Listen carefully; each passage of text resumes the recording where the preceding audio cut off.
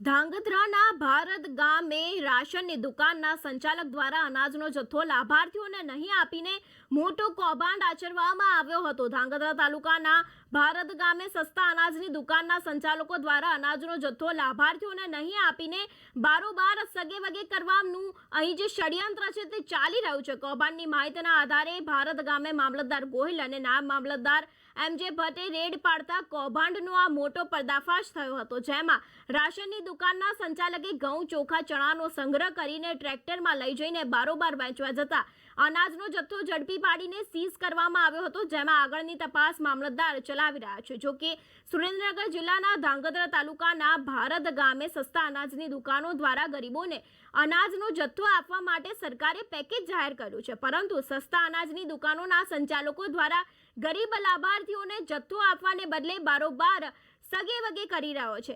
અત્યાર સુધીમાં શહેર જિલ્લામાં સસ્તા અનાજના જથ્થો બારોબાર સગેવગે કરવાના અનેક કૌભાંડો બહાર આવ્યા છે, જેમાં વધુ એક કૌભાંડ ધાંગધ્રાના ભારત ગામના સસ્તા અનાજની દુકાનના સંચાલન મહેશ કુમાર જયરામભાઈ ચાવડા રાશનની દુકાનના સંચાલકે ઘઉંની 5 બોરી, ચોખાની 5 બોરી સાથે જ ચણાની 10 બોરીનો સંગ્રહ કરીને ટ્રેક્ટરમાં ભરીને લઈ જતા હતા। ત્યારે કૌભાંડની માહિતીના આધારે ભારત ગામે મામલતદાર ગોહિલ અને નાયબ મામલતદાર એમ.જે. ભટ્ટે રેડ પાડતા કૌભાંડનો પર્દાફાશ થયો હતો, જેમાં રાશનની દુકાનના સંચાલક મહેશ કુમાર જયરામભાઈ ચાવડા ઘઉં 5 બોરી, ચોખાની 5 બોરી અને ચણાની 10 બોરીનો સંગ્રહ કરીને ટ્રેક્ટરમાં લઈ જઈને બારોબાર વેચવા જતા હતા। ત્યારે અનાજનો જથ્થો ઝડપી પાડીને તેને સીઝ કરવામાં આવ્યો છે, પુરવઠા ગોડાઉનમાં મોકલી આપવામાં આવ્યો છે અને આગળની તપાસ ધાંગધ્રા મામલતદારે હાથ ધરી છે।